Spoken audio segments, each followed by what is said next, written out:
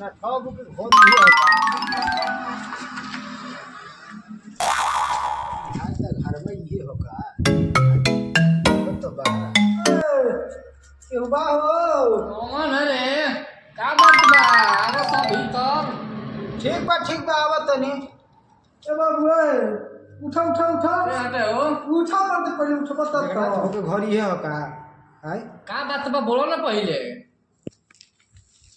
घर तो इहे हो और हो कि माहौल है लागत कि कोनो के कोई के पूरा बना ही ले बिया का तना बड़ी यार मो साला हाँ तो बोलो ना जल्दी हमारे पास टाइम नहीं है जब बोले को फटाक तो बोलो का काम बता हरा की हो हम जगन्नाथ बुक पिए हैं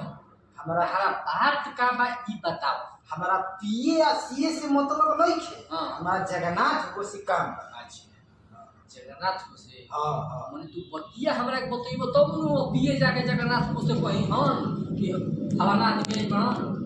काम का भाई कोई पिए से बताइए उसके बाद हम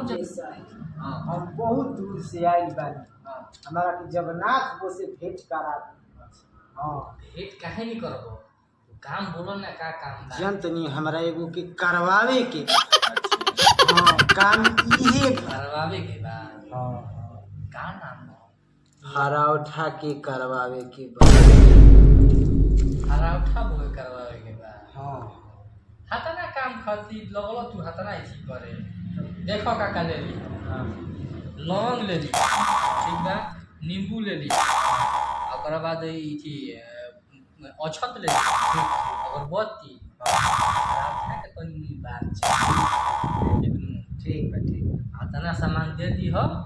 ओकर बाद हम काम एकदम करवा दे जगन्नाथ भौजी से नु एकदम हिले लगी हां ठीक ठीक परौठो जान जी हां